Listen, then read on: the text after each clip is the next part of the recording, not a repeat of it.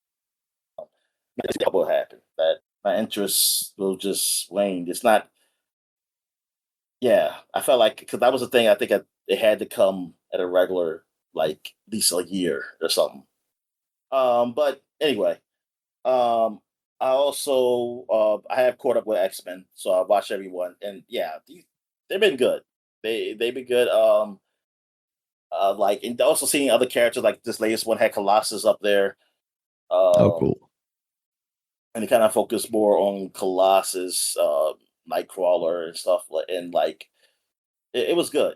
I also like the one before that when it was like Wolverine getting together with the old squad he used to be with, the people, well, the ones who are still alive.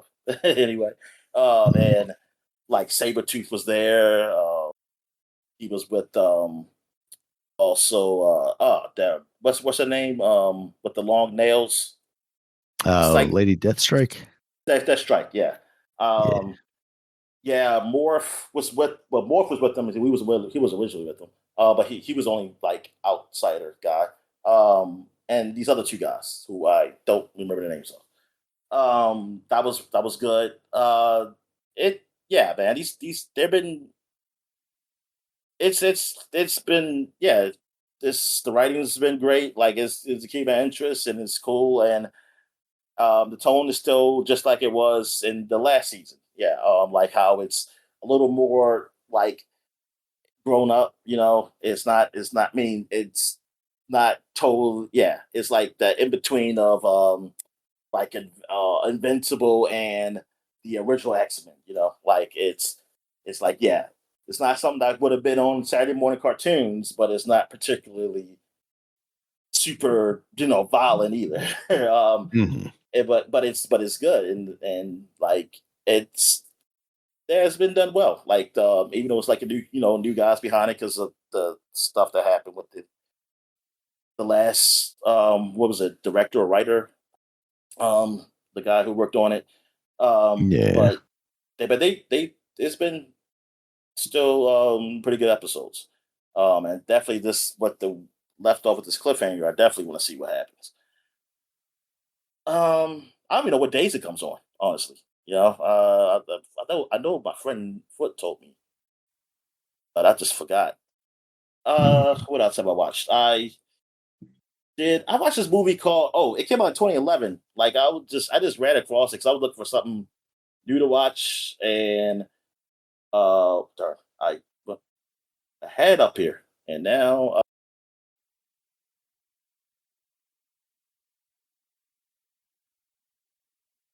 I darn and what's that British guy named Gleason?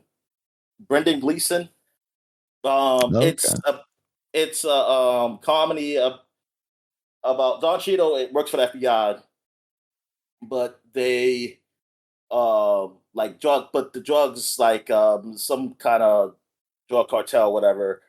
That's I guess they're doing stuff to the U.S. and Irish and Ireland. So he's come to Ireland to help get these guys, and then you have Gleason who plays this. He's the local cop, one of the local cops, and he's just like an asshole. Like he's just. I mean, Always is. he's like a lazy asshole cop or something like that. And but yeah, it's funny. It is funny, like the comic goes. And then yeah, I didn't even know nothing about this movie, and I'm just seeing it now. Like I didn't even look at the ratings for this. Yeah, like I'm looking at It's this and I don't 94. recognize ever knowing that this existed.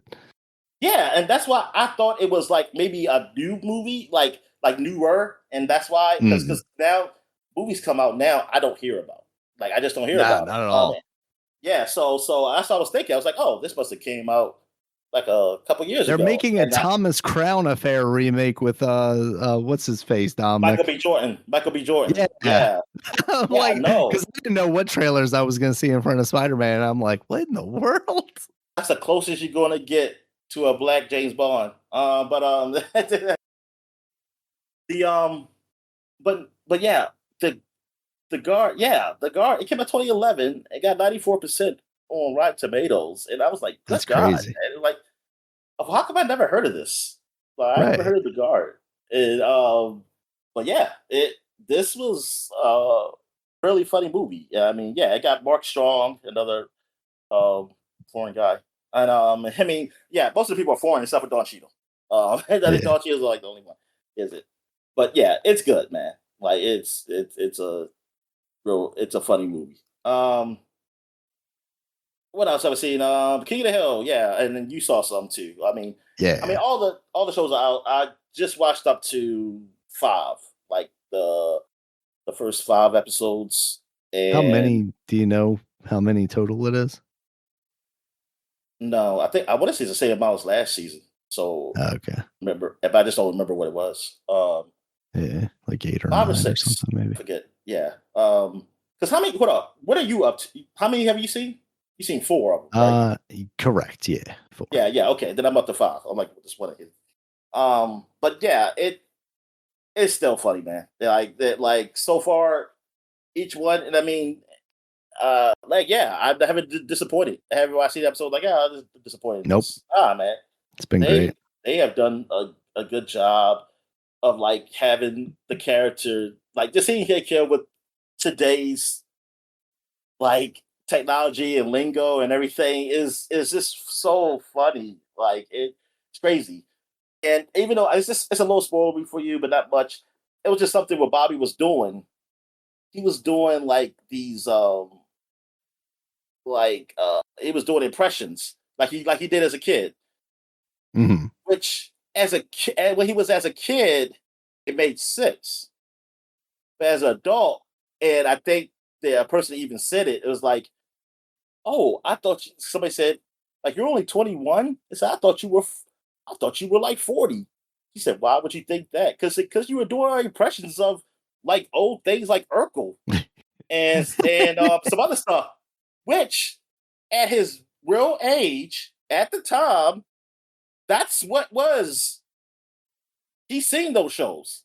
They were on when he was younger, like or Right. at his age. So it made sense for him to do that impressions. So I guess because even though it's in current time, they didn't age everybody accordingly. Proportionally, yeah. Yeah, yeah, proportionally to what it was, because he's 21.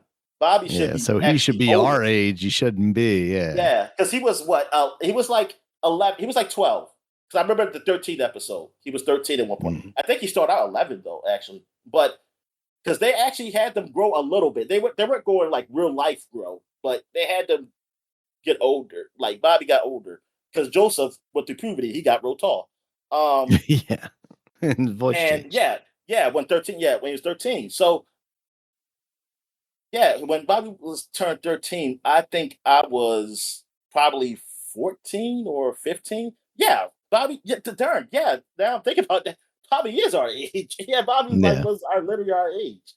Um, so yeah, that's why when I thought the show was coming back and you seen a grown Bobby, I mean, the way he looked, he could have been like in his 30s, honestly. Yeah. I mean, the way he's drawn, I don't know how. Yeah, um, but yeah, when they said like he's just 21, I said, oh, darn, they didn't age him that much because technically, Hank and Peggy are like my mom's and dad's age. Like they Right. grew up around that time.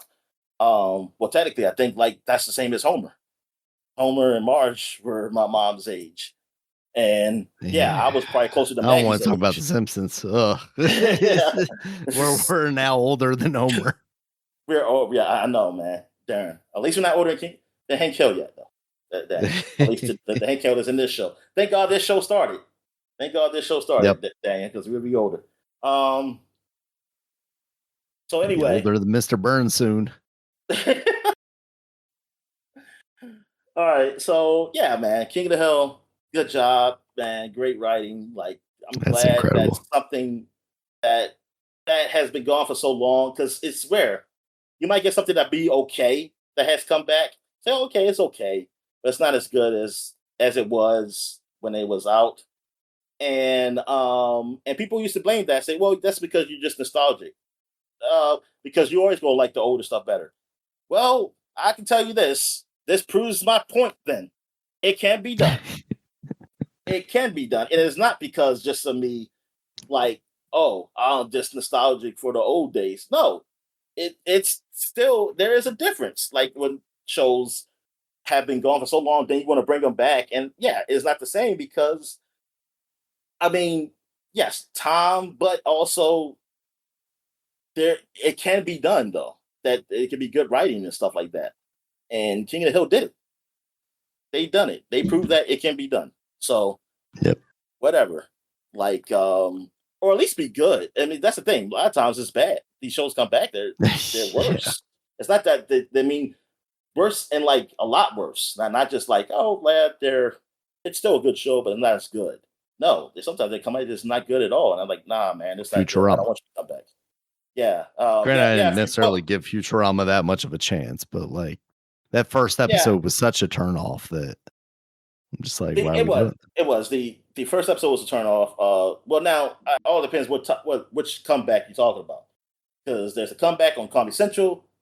I And there's think a it's the comeback on Hulu. latest one that was on like Hulu or whatever. Yeah, the Hulu one. The Hulu one was definitely worse than the Comedy Central one, and the Comedy Central one wasn't definitely as good as the old ones.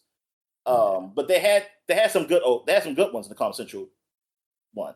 Like, yeah, I mean, even with the Comedy yeah. Central, I stuck with through all like the 3 movies or whatever that they released too.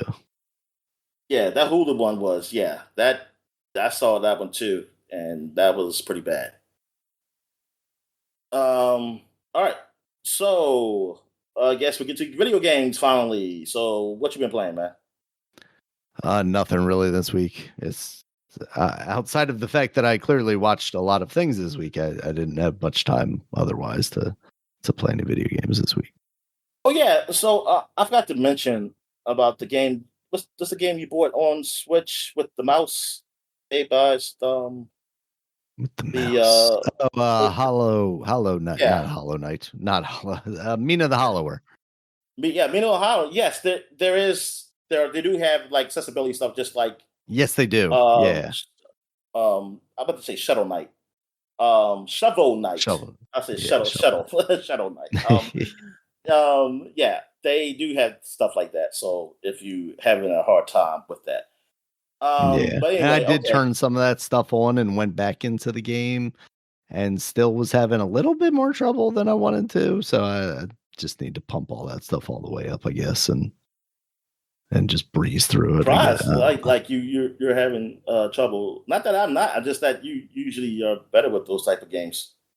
Yeah, I think I'm just losing my patience more and more with anything video games that's like challenging me. All right, so where am I? Oh yeah, so I've been playing Final Fantasy 16. Yeah, I'm still near the end. I think this is it. Like, this is gonna be final boss. I think I can do like all the like side quest stuff that are like kind of unlocked now. So yeah, I'm gonna be doing that stuff, and then well, the last bit. I mean, I've been doing side quests throughout the game. But I know there's still some more hunts that weren't available for me to do, but now they are. But yeah, you're kind of enjoying it, but still, but just like off most Final Fantasies, I don't think there's one where like at the end, like as for the boss or something, it's like I don't. I mean, at least with this one, it's not really a lull, but it kind of is. It's not as much as the other games because like after you face the guy that you've seen most of the time through the game, like the ones I played, they always put somebody you didn't really see and after, and it's like I don't care. I mean, yeah, I fight this guy, but I don't care anymore. I beat the guy who I really wanted to beat. like I already beat them. They gonna put like, oh, but this is the boss who was over him and stuff like that. And it's like he's the big bad. It's like I don't even know him. Like 9, oh, I hated that 9. I was like, what the hell? And what was it for 10? I'm trying to remember what 10 was. because after I did kill my father, I killed Seymour. Yeah, I killed Seymour and my father. Did Seymour Kabamba or something? I don't forget what it was. It was something stupid too. Now this thing, at least this thing, I did. You do technically see. Not totally throughout. I mean, he comes later in the game, but you do see him. Like he's a thing. So, but um, yeah, it's just that I just don't find him as interesting as like the other people who I had for like before him. But he's the guy who's really been controlling the stuff behind the scenes. He's just not that entry's the guy, but at least it is something that I know. Like, oh, he's the big bad. Unless I don't know, maybe I beat him, and then something comes like, oh, but I'm the father or something like that. And then you have to fight me, some shit like that. But no, but yeah, like I'm just feeling like this game, like I'm ready for it to end. Like I'm like say, okay, man, this is pretty much it. But I do want to do these side quests. So I want to wish they had done the last bit of side quests before I did this mission. Because yeah, I just feel like because it's like, oh, the way the tone of the game and everything's like, okay, this is it. Let's go. Let's go ahead and fight this thing. But now it's like, you put these side quests. I'm not going to do these side quests after I beat the game. I don't do that. Like I've never been that guy, unless it's unless it's an expansion or something that comes out later. Then okay, but I don't do that if it's within the game, and that's why I never went back to Expedition 33. Like I'm probably never going to finish that. And really, technically, I didn't beat Expedition 33. It just pisses me off that I can't. They don't let you have a map before I can know where to go to do the side quest I didn't do. They don't have or a checklist or like some mission list or something to tell you like what side quest is available. Because they want to do some shit like you explore the world. So, well, I did explore the world.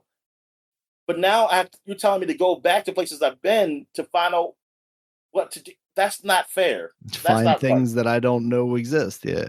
It's like, that's not fair, man. Like you with the whole map thing, like explore, it's like, dude, that's an excuse because people do that anyway.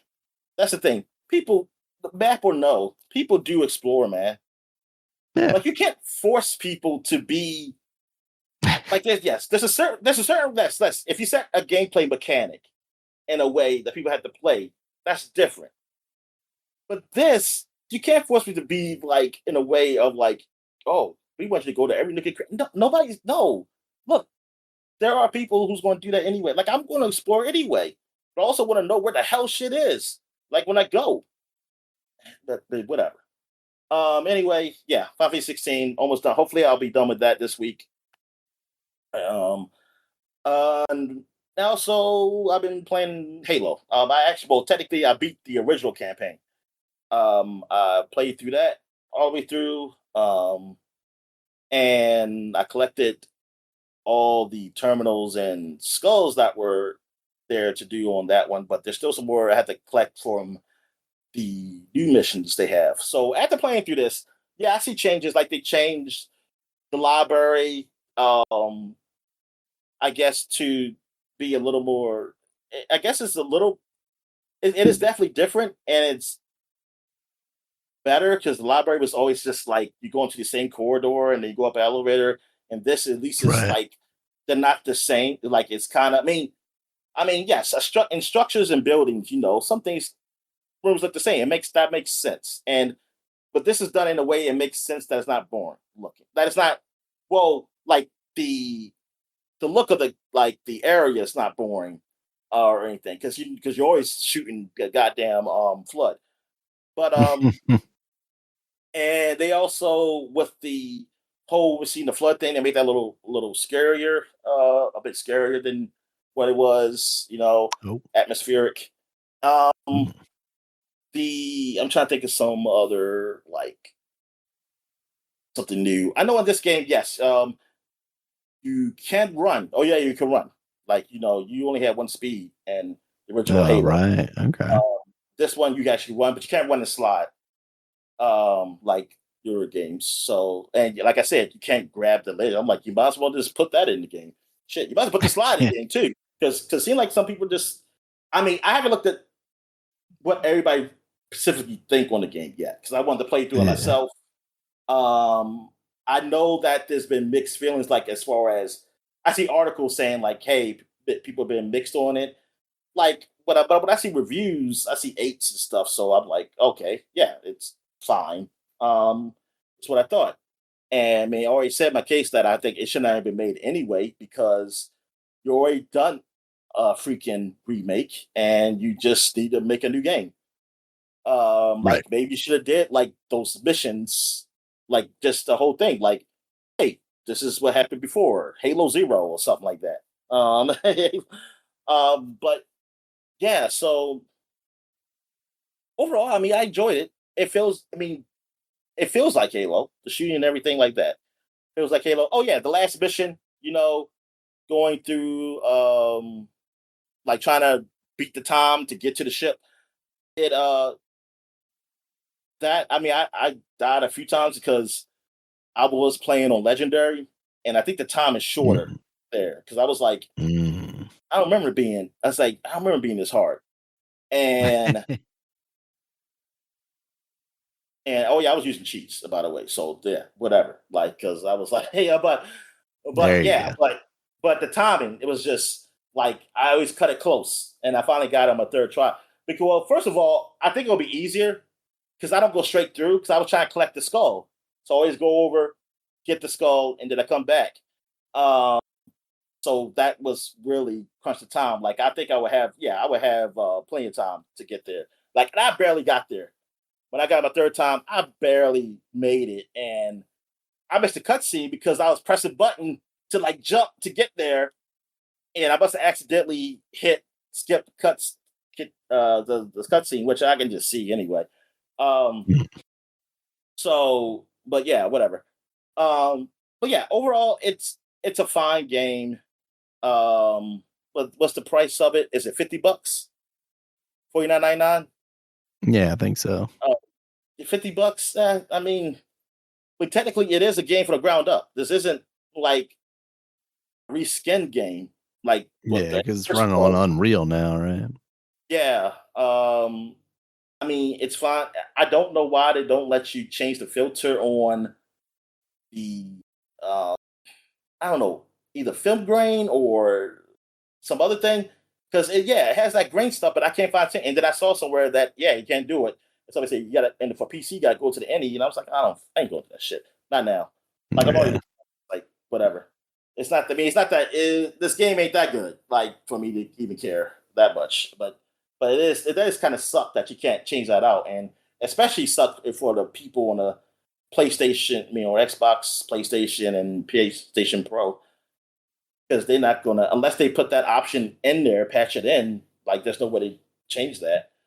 Yeah. But it, yeah, man. I mean, but some like the people who I've seen, they were like, yeah, this game is nice. Like the people on the Jez Gordon thing, which now I'm thinking maybe they're bots. I don't know. But they were like, hey, like yeah, man, this is a good time and blah blah blah. And yeah, and then I see things like just going to article talk about the sales now. No, well, the article talks about the sales on PlayStation, but I believe it's all of them because I mean, well, I think he even I don't know if he even mentions the sales of the other ones, but he does say that the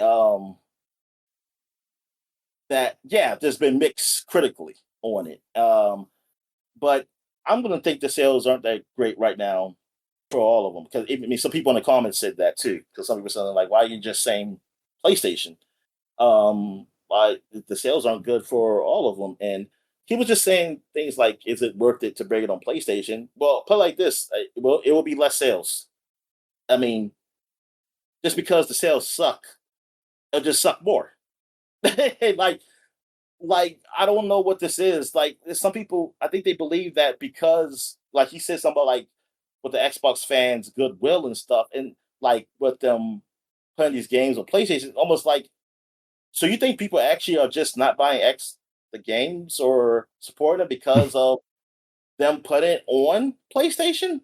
like it will actually sell more. I, I don't know. I just don't see it. Like I don't see it. Like yes, The the Xbox whole idea. fanboys are mad and they're not buying Xbox games because you also released it on the PlayStation. How dare you? Yeah, and look, it's the idea of the exclusives on the consoles in the day and age of like of yore, basically, um, of like 5 6 years ago, um, like the last generation. Yes, it makes sense to do that, like to have something like because you want to make it so that hey, you have this, and then you can only play this type of game. So, but you compete because other want to have some games you might want to play too. But they also those consoles have they're different too. They usually are different. Like they usually have a feature maybe in them that the other one don't, so that even third party games may have something that you can't do on the other one. Uh, and like maybe sometimes the consoles like one may be a little graphically superior, one may be a little faster, like something like that. Like back then, but now we're at the point where like they're essentially technically the same. Like when PlayStation added, like they had their controllers and stuff like that. But Yeah. that's something new and cool. But it's not like Xbox can't do that if they want to. Right. They just have you can probably just buy another controller and of their own that does something similar. Um, but I don't like now with the way of things are getting very expensive and the way that I mean it's just it don't make sense as a consumer to want that. Like it don't make sense that you will want something to stay exclusive. And it might don't make I mean, you gotta make it make sense for me even as Microsoft. Or PlayStation. Now PlayStation can say be like that more so because they're in the lead in their market. Outside of Nintendo, but you know, we already know like the competing with that is it's not really competition with Nintendo. But I mean in certain aspects. But like with Microsoft, like you're so you're so behind the other guys. Like yes, people say, well, you want to make incentives for people to buy your console. How much more, though, like ideally, how much more do you think you're going to catch up with them Right. if you do that? Now, people will say, like, well, we'll start with Helix. Like you start with a new console. But still, you really do you really think that's going to work? Like you think people the public is going to change their minds. Like right now, PlayStation has us so much lead from PlayStation 4 and PlayStation 5 that they're going to switch over to Xbox. And like, what would make them?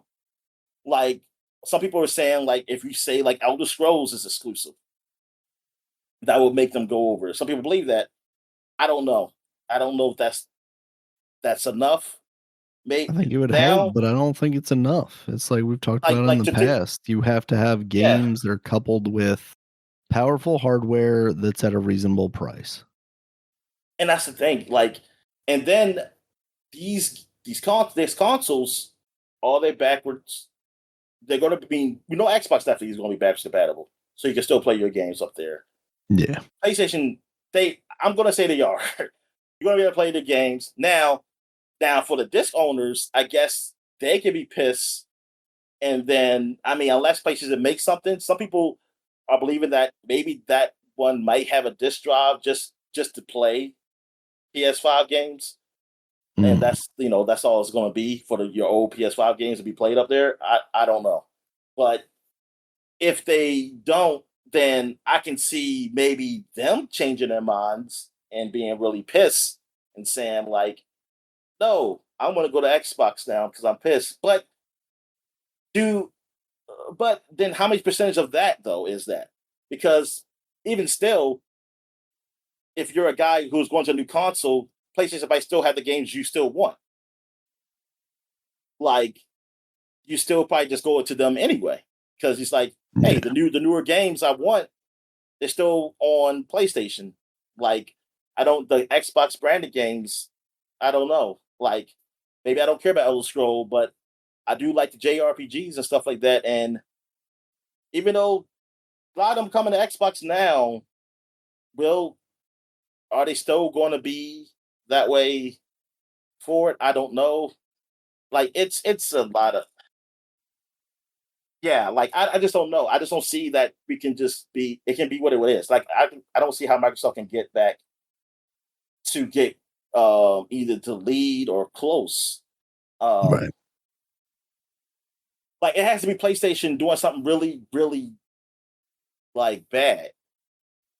Like to the level of bad of what Microsoft did when they did the Xbox One, almost bad. And even like, but I don't know what would that be? Because I'm sorry that this thing, I don't think it is. I don't think that's the game changer.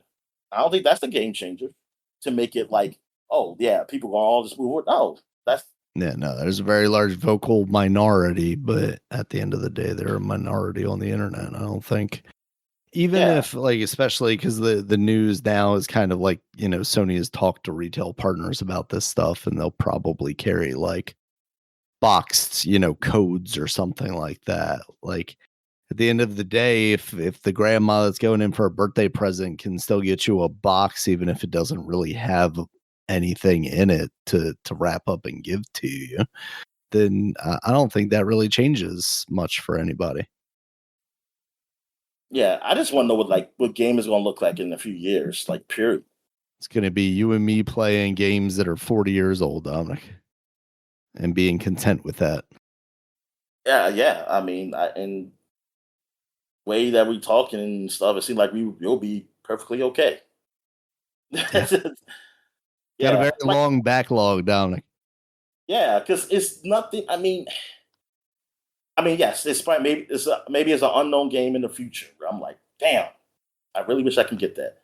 Oh yeah, Richard Four, Daniel. Yeah, Uh, when's that comes out this year or next year? I don't think so. Next year. It's next year, I think right? next year. Yeah. Yeah. But didn't they come out with that Witcher 3 DLC? Yeah, they did. I mean, I guess yeah. I guess I'll get into that. But I'm not as excited for Witcher Four as I would have been years ago. And I Yeah. think yeah. I mean, just because of a combination of other stuff too. I mean, the Um, problem is like video games just aren't doing anything we haven't already seen before. yeah, There's nothing new coming out of video games right now to us. So there's no like innovation. There's nothing pushing it forward. So it yeah. I makes mean, makes new and games no different from going back to old games outside of graphics. yeah, and graphics haven't been that much better. No. Like yeah, hasn't been that huge a difference. It just really just comes down to Yep. your hardware. What do you have? What's your hardware? Like what Exactly. kind of computer you got? What kind of monitor, TV, television, or something you got? Like yeah. All right. So where was I? Did I? Oh yeah, that was it. Yeah, that was pretty much it. I'm trying to think of did I play anything else of significance? I mean, I played sports games. I think I played mostly just baseball this week. Mhm. But I don't think I played anything else like Xbox. So nope. I never did go back to play that Densha Attack. Maybe is Mm. up here. Is up here though. Yeah. Guess I'll try one day. But yeah. All right. So I guess we take a quick break. When we get back, we get to the flashback segment. All right. And we're back. So now we're doing the flashback segment. So we only have one game, and then we're gonna do covers like we do every buff. Video game covers, video magazine covers, I should say. All right. So the one game that came out, we're in a new month, August, came out 10 years ago. That's worth mentioning is Batman Telltale series. Yeah. This is the Telltale series, which is the point and click game known really big for The Walking Dead. They did Batman, and I believe it was Troy Baker who was speaking for the Dark Knight, and it was good. I actually liked it. Like I like both games. It was they did another one too. Yeah, this is when they were just this Telltale, man, just taking more than they should, taking on more what they should or could, like on these series. Like they were coming with games. Like they be working on 2 games like episodic, and it's at the same time, man. And then it'd be like a third game coming in at the end. And that's why that was one of the reasons why it went under, because just like too much like crunching spread stuff. themselves too thin. Yeah. And we're clearly given, all these companies licensing fees and whatnot too, because they were owning every property. But Batman Tells the series was good. It was a good original story. Good plot twist at the of the enemy, or who it was. And I really liked it. It was also a twist on Bruce's Wayne's parents, which kind of is. I'm not going to say that's canonic. I'm not even sure, really. I'm gonna be honest with you, I'm not really sure. I just know with some versions of Batman that do make it like his family, like his father worked with the mob. I know the last movie he asked Falcone for help with something, but it wasn't like he was working with him. This one, he was the mob's doctor, basically. But yeah, man, it was it's definitely a different take. It's definitely a different take of Batman. And it was it's pretty. It leads up to the Joker basically for the next episode, and it leads up to like actually if he becomes the Joker, he's still whatever his name is. I forgot what it was. But Jeremy. Yeah, he's crazy. He's still crazy. But does he become the really dark crime lord or something, or does he become? I don't know. Actually, I don't know what the other choice is, because even when I was really nice to him, he still did stuff. But I don't know. I think it could have been worse. Maybe it was like he could have been worse though. In some instances, because some instances I stopped it from killing someone or doing something. Yeah, I'm curious. Like I always say, I was going to play the game again at a time. But hey, man, it's just you have but so much hours in the day. Yeah, But yeah, did you play this? I played. I want to say like one episode of it, but I Okay. think it was on kind of the tail end of me being like super infatuated by these games. Oh no, And no, I no. thought it You were was. still. Yeah, you got the Guardians of the Galaxy one. I did get the Guardians of the Galaxy one. That was a mistake. Yeah, that came out after. But you were into. But that was that was before. Was that after Endgame or before Endgame? That was before Endgame, right? That was that had to have been But was before it? Endgame. But hold up. But was it after Infinity War? I don't think so. Felt Wasn't that like recent, was it? it felt similar. Because I felt like I was kind of gauging it.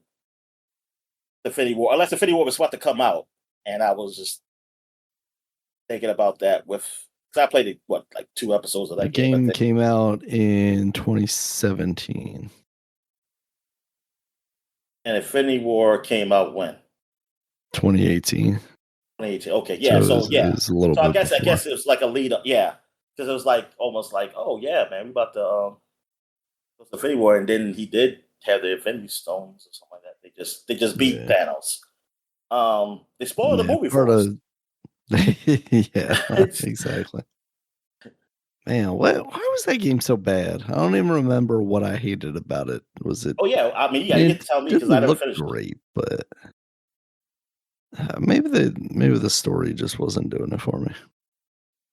Characters were definitely a little drab looking. All right, so now we're gonna get into video game covers through the decades. So we're going back to 2016 in August. We got Edge magazine, and we got Watch Dogs up here, man. And yet, Watch Dogs 2, Ubisoft reboots the open world and co-op. Oh, I didn't even realize this game was co-op. I didn't even ever think about it. I wonder how that works.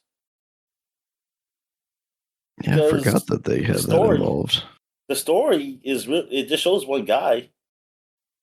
Like, I mean, you're with the group, but they're not like with you. They're like right doing other things. I wonder how that co-op. I mean, I know like in the first Watch Dogs, they had that multiplayer thing, but it wasn't. You didn't really work. You didn't work together. Wasn't that like almost smart glass, right? Oh no, not smart glass. No, games? like you could get in people's world and mess them up, like hack them, like somebody's trying to hack you. You kind of like that was the first game. Forgot about that man. stuff, yeah. You get old, Daniel, because you're the one who told me. You're the one who explained to me about that stuff. I don't remember any of the co-op stuff from Watch Dogs 2. But anyway, what they got up here? Get into games, how to start a career in the industry. Don't. Then it looked a little hopeful, Daniel. A little hopeful. This magazine just put a lot of people out of jobs, Dominic. Also, they got GT Sport. Gran Turismo Sport, which is was there another Gran Turismo at the sport? I think so. What was it? Gran Turismo 5? I thought they were up to 7. Maybe. Yeah. Confused with Wars of Sport. I have no idea. Yeah. There is a 7, yes. 7. Oh, okay. So that 7 came out on, was that the PS5 or 4? That was still just 4? It came out in 2022, so that would have been 5, was that one on both? Was that the one like that's on both? I think you're right. I think it might have been, yeah. Yeah. Okay. So GT Sport, but it's been a while. I know it's been a while since Gran Turismo, but this one, it was different because I think it's more hardcore, and it was more like online, like it's more like it was definitely more of a versus, or like a competition kind of thing for online. So if you're a guy who just likes to play single player and just a car enthusiast, this wasn't the game. Deus Ex, which I want to say is Mankind Divided, because I believe Mankind. I believe Human Evolution was already out. Whatever the subtitle was, the first one. Battlefield 1, I definitely remember that because I bought that. Battlefield based off World War One, which was fun. That was fun to play. Being the multiplayer, the story. I mean, it's Battlefield stories are like just you play as people in different missions, and that's it. Like it wasn't like a cohesive story like a Call of Duty or nothing. All right, so that is Edge magazine. So now we're going to Game Informer. They have 2 covers here. They got one with Link, and then on the left of Link, you have all the games. This is what happened at E3. I had to go look through to see why they were saying all these games. I was like, this is definitely not a Game of the Year issue. I was like, this is summertime. I mean, this is like, it's like, what the hell? I thought for a moment it might have been like their like top 50 of the decade or something like that, but that's the E3 stuff. And they also have a Kratos cover, which they show all that. So represent Nintendo and PlayStation. They said, fuck you, Xbox. Yep, the Master Chief cover. Yeah. I was about to say, what game would they have up here? Gears? Do they have Gears? Gears of 4 Would that have been that year? Well, yeah. Well, I'm saying that was it. That was at E3. That's what this cover is based on. Is what was at E3. Right. So it's up here. I see it there in the scheme. They could have had. They could have had a car from Forza Horizon 3. Yeah, they could have had a car. Yeah. There you go. The most popular thing that Microsoft has. I don't see anything else exclusive. And here. But yeah, those are two covers. They probably, you know what? Yeah, I wonder why they didn't do that. Another cover. Yeah, I guess they decided. Yeah, well, those are the more popular ones. Even though, I mean, There's Gears only a is. left and a right, Dominic. You I can't mean, look up and Gears is down. popular, What do you want but from them? that's hindsight. Like they don't know how Gears of 4 was going to be thought of. Just know it was a Gears 4.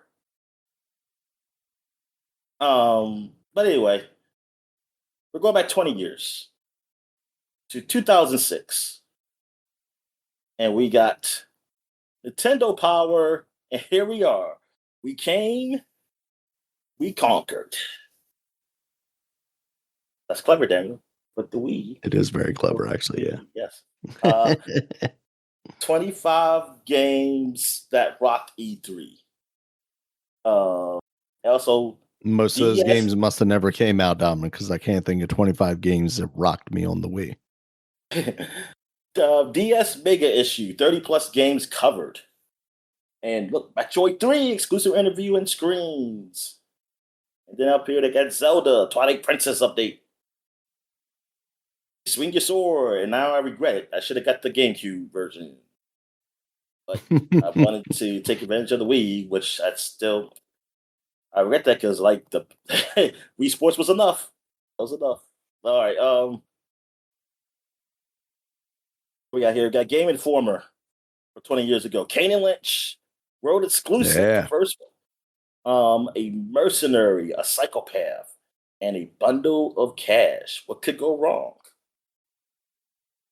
I never played any of these games, but I mean, people enjoyed it. We got two of them, and these are the guys who do Payday, right?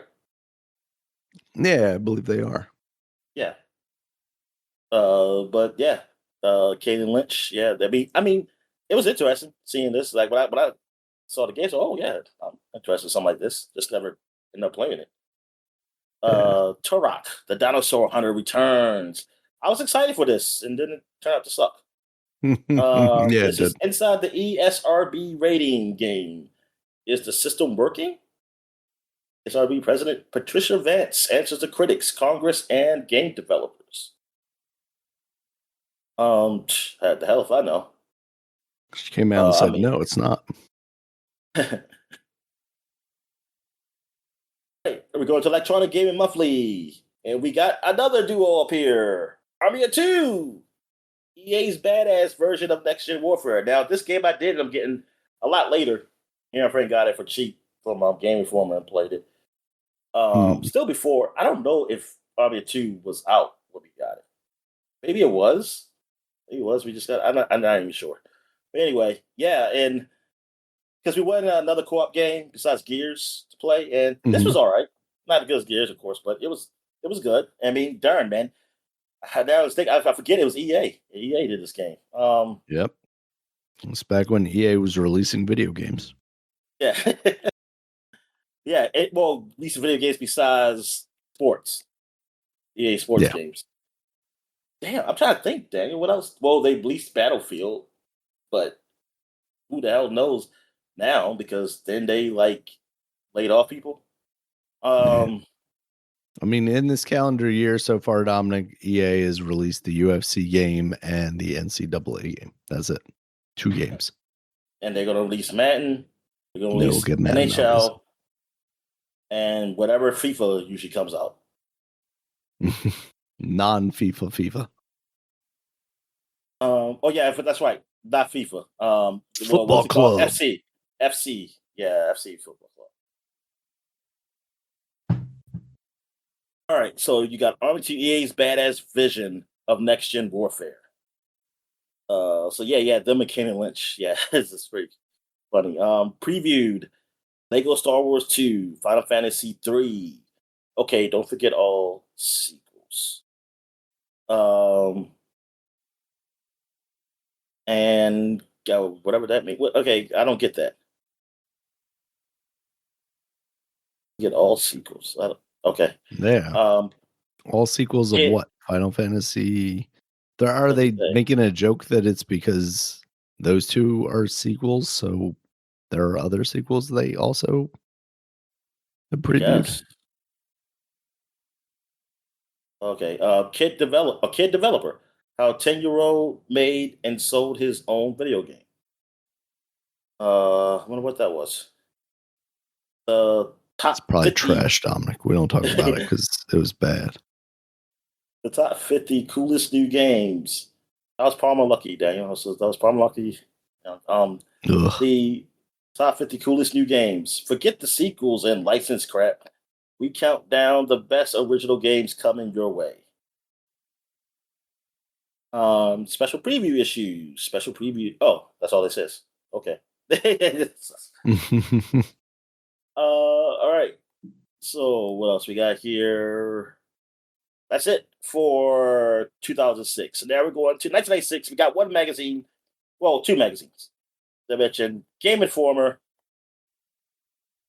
Super Mario 64 up here. He's back. Oh yeah, like you have never seen before. Yes, I have never seen Mario. round. Yes, in 3D, like in gameplay. The closest I see Mario, like actually, like in 3D-ish, just a look was Super Mario 2, the Play-Doh stuff they had. like on the Nintendo Power. They had they had that thing like that. And also I guess RPG had almost something like oh yeah, it was CG rendered there. Yeah. Basically it looked like he does on the cover here. Exactly. They lie to you. They try to trick you like in Sonic 3 Blast. But anyway, Nintendo would never. But yeah, Super Mario 64, Mortal Kombat Trilogy, first look at the ultimate fighting game for the PlayStation and Nintendo 64. And it was. Plus, Disruptor, Freak Boy. Destruction Derby 2, Burning Blood, Jumping Flash 2, and Power Slave. I don't know about the Power Slave thing, man. I don't know if that worked today. Name sounds familiar, but I don't remember the game. Turok, look, the original Turok Dinosaur Hunter. Mm-hmm. That's the actual good one at the time.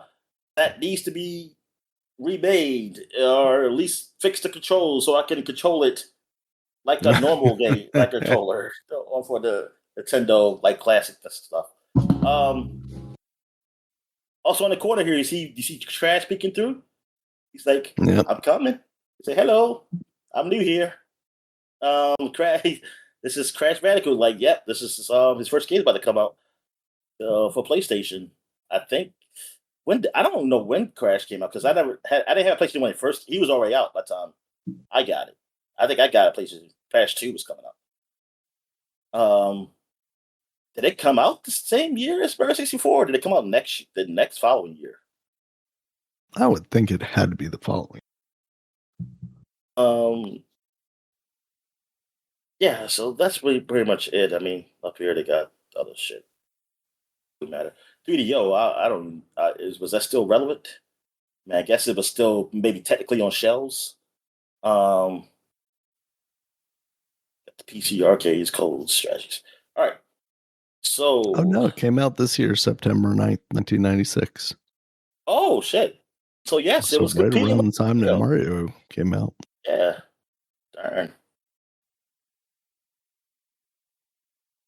And at the end of the day, Crash won, Daniel. That's all we all remember. Crash.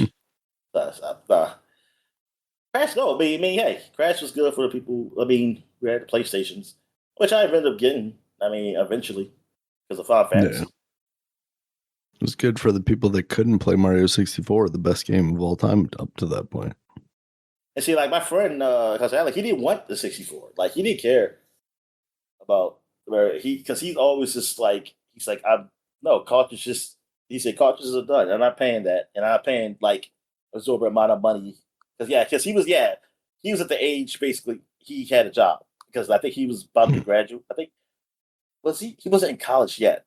I think he was like in senior high school or something like that, and yeah, I think that. Yeah, exactly. Yeah, I think he was about to go to college, so he's getting a job and stuff. And like he's like, yeah, I'm not paying that much for no cartridges, and basically all the games. Yeah, all the games he really wanted, like the fighting games. Yeah, because N64 didn't have Street Fighter, and he's a fighting game enthusiast, so he didn't want the N64, and I think he ended up getting a PlayStation. He got that. Got a PlayStation before I did, and I think he got it still when Final Fantasy came out. But I get it. I didn't get it till that Christmas of that year. Hmm.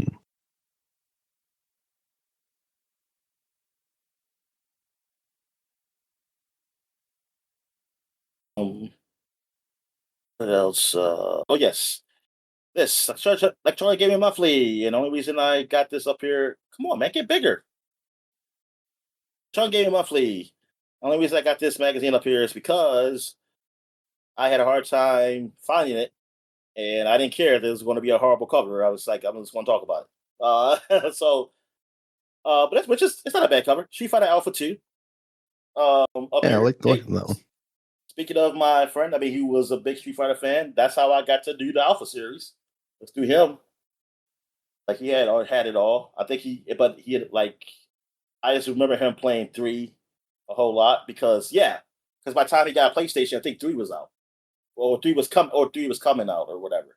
Mhm. Um, and yeah, that's what I like saw. The animation just like blew my mind. Like I was like, wow, man, this looks good. So it looks like a cartoon, like the characters and stuff like that. I used to like looking at it. I just sucked at playing it. I couldn't pull off one fucking move in that game. um, but I used to like he was just so in like he was so good. Like him and his brother would compete. Like, but he would always beat him.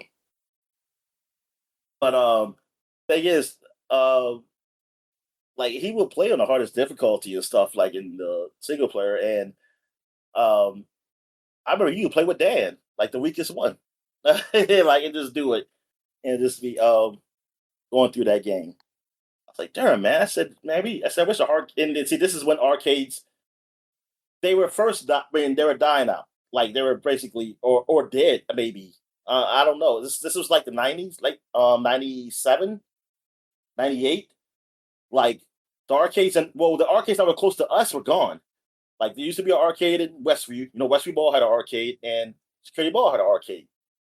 And the only arcade that was left was what, Chuck E. Cheese for us. So yeah, because I was wanting like to see him compete against other people. But it's like they had that and online wasn't a thing for the PlayStation. All right, what's got World Exclusive Virtual Fighter 3 update, hot new previews, Virtual Fighter Kids, Incredible Hulk, Jumping Flash 2, Madden 97, Final Doom, Star Trek, Starfleet Academy, Dark Savior, Area 51, Burning Road, and Discworld 2. Discworld, what was Discworld about? What was it about? It's just knockoff Tron. Oh, I didn't realize Street Fighter Alpha 2 came on a Super Nintendo. It could have come to the Genesis. Genesis not. Oh, I guess they just said no Genesis. Oh! You know what? My fault. They have the Saturn. That's right. So that makes sense Hmm. because it doesn't say like N64s, of course. Hmm. Right. So what we got here? All about Crash Bandicoot, Sony's burial. Oh, look there, Sony's burial killer. I didn't even see this when I looked at this cover. Holy crap! They knew, Daniel. EGM knew. Um, Doom 64, MK Trilogy, Fighting Vipers, Clay Fighters 3, and Toshiden 2.5. And get to the 3. But dude, I Crash Bandicoot Sony's Mario Killer. I mean, it's amazing. Sony always got the killers, don't they? Killzone, the Halo killer.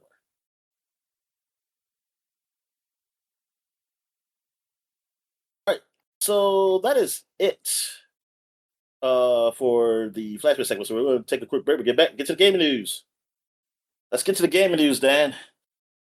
We got. All right, Dominic.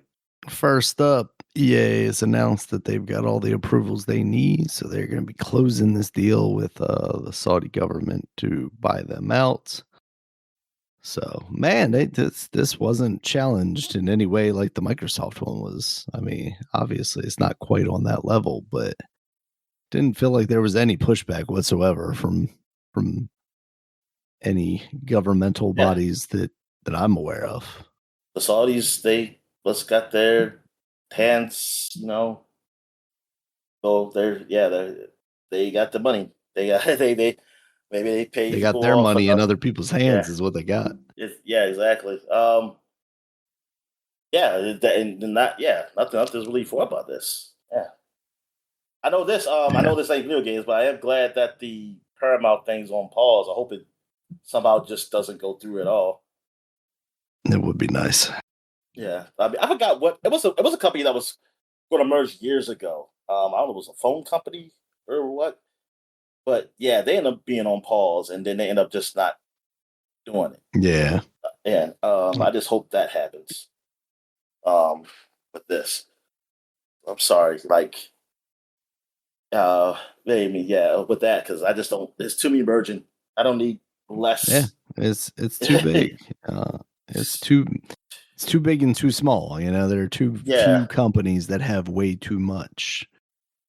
And yeah, we saw with the Microsoft stuff that even when we think that there's going to be consumer friendly in some way, that it clearly ends up not being. So yeah, I've definitely backed off all of my takes to it. I personally can't. I ain't gonna back off. They still more friendlier than the other guy, which just sucks. That yeah, I mean, there's definitely is it better under Microsoft than Bobby Kotick? Maybe, but that didn't have to be the only option, right? They oh no, they could have booted him some way. The board could have booted him, but they never did. Well, I'll just say this: the Activision deal, for me personally, if they were okay, let's just say Bobby Kotick just stepped away and somebody else just took over. I will hope that, I hope it'd be better, but I'm just trying to think, what would have changed with them now? That's a good question. Because what has Activision done? In the last few years, it was basically just Call of Duty and the Blizzard stuff, and Blizzard hasn't done anything new. The Overwatch 2 failed. The whole thing, not failed, but it was disappointing. Well, essentially, I say failed because it wasn't. It failed. They reverted back to Overwatch 1. So basically, because there was no campaign. Like they said it was going to be a campaign. It was this is going to be like a 2. It didn't end up being a 2. End up being just 2 by. It just ended up being 2 by name.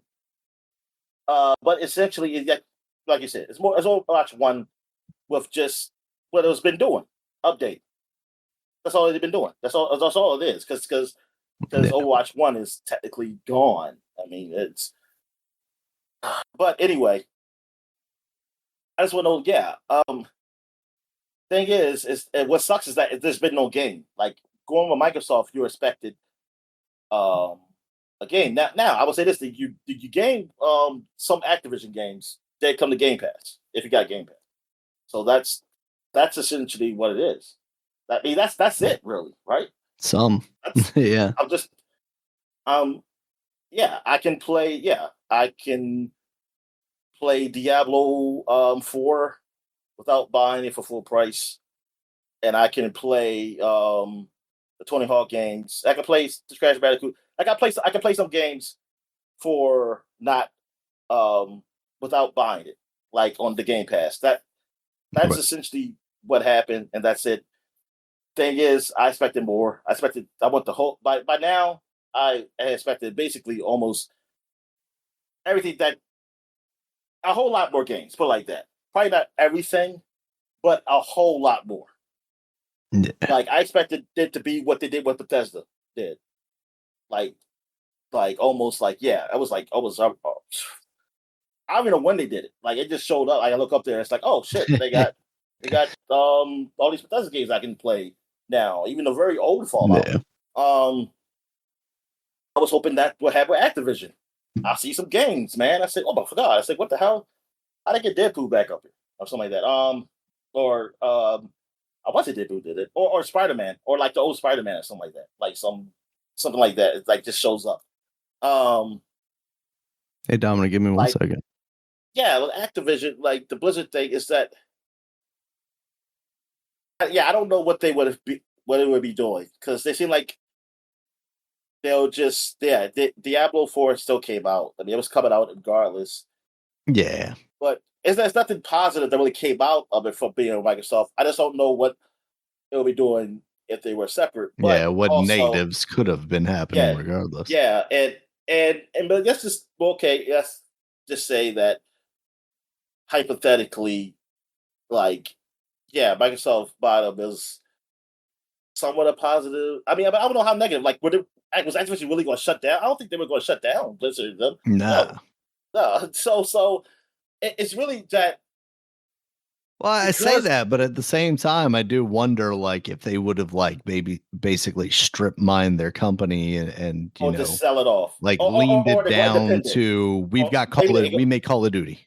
Everybody here makes Call of Duty, and then Blizzard just be their own company like they were before, and maybe they'll. And if they don't just keep releasing Overwatches or something, they strip mine them too, I guess. Like everybody's got to be making money. But the thing is, I guess you can look at it like, oh, Microsoft just getting these more companies powerful, bigger or something, and yeah, but at the end, nothing's really big positive has come from it as far as a consumer. But nothing, I won't say nothing negative either. But still, as a consumer, the biggest positive is that it's on Game Pass that you can play these games, like you can play some of these games. But it hasn't really been like a huge benefit for us that to the point that I don't really care that Microsoft bought them. I wish there was a way that they could have been either sustained or whatever without them. Like in hindsight now, yes, because I didn't get it. Now, the people who are speaking out, I would say, who was against it, saying, I don't like the monopoly what Microsoft's doing. See, they were, when I hear them, I just think of that. Them thinking it's going to be a monopoly. Not that, oh, they're going to shut studios down. That they're just going to completely fail somehow. No, nobody said that. So that's why I don't really care about those people saying that I told you it was a bad deal. You told me it was a bad deal because you thought it was a monopoly and that they were going to get too big. The game industry. They were taking over the game industry, like, and it'll be bad for Sony and the rest of the game industry because Microsoft will own everything. That's why you didn't like it, which is not what happened. So that's what pisses me off really about it is that people are mad about different things, like the same thing but differently. But then when they say they told you so, but it's like no, you didn't, because what happened didn't happen. Like if you would have told me like, oh, Microsoft Bloody Studios, they just want to shut them down. If you had told, I heard nobody say that. So I call bullshit on that. You got to show me receipts if you said that shit. Yeah. Because nobody said that. Everybody said it was a monopoly. That's what they said, even though it wasn't. It wasn't a monopoly. But that's what everybody kept saying. They were just thinking like, oh man, they're going to take so much control. And that's what the whole case was for, right? The SEC case or whatever. Yeah. Stuff. I mean, that's what that was for. But it wasn't. They weren't doing that, and it didn't turn out to be that. And that's what y'all were afraid of. Y'all were afraid because that the games would either come out on PlayStation or stuff like that. That's what y'all are afraid of. So that's why I said that's some selfish shit. And like that's some like no, y'all hate it for a different reason. A totally different reason. Y'all don't give a damn about the people who work there.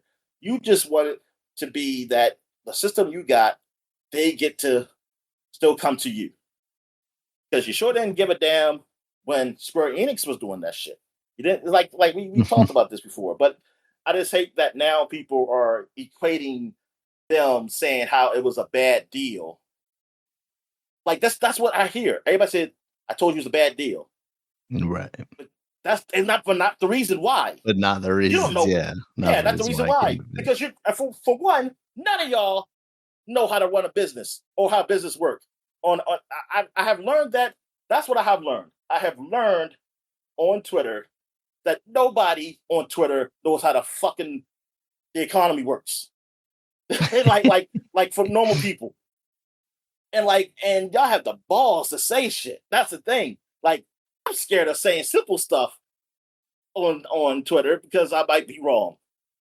You have the balls to go out and just say stuff like you have no knowledge of whatsoever, but the little bit you have heard of something and you try to make sense in your own mind. Like you didn't take no classes of school or nothing on this stuff just to speak shit. And like it just be so wrong. And it's like so funny because it's like that's why it frustrates me, but it should. I mean, I guess it shouldn't really too much because that's just what I guess this is what it is. But it's like how everybody is saying that they knew this shit was bad, but not for the reason that what's happening now. Nobody ever said this would happen. So I'm like, shut the fuck up. It's like, yo, you didn't. Yeah, so you said it was bad, but for a totally different reason. You thought they were going to take out. You thought they were going to like hoard games and charge it up. You didn't think they were going to shut studios down, did you? You didn't see them shutting things down. Hey, what happened is bad, but that ain't the reason. And it almost feels like you're sort of happy because you kind of wanted something bad to happen, which it's easy to feel that way when you don't see people. And that's another thing. When you don't see people, it's easy to feel okay with stuff happening. Because I hear a lot of people saying, like the shills of Microsoft. Now, these are the people who are fans of Microsoft. They could be AI bots too, but not all of them are. They are saying like, this is like the layoff stuff. Look, they weren't making money for stuff. These guys weren't putting out good games anyway.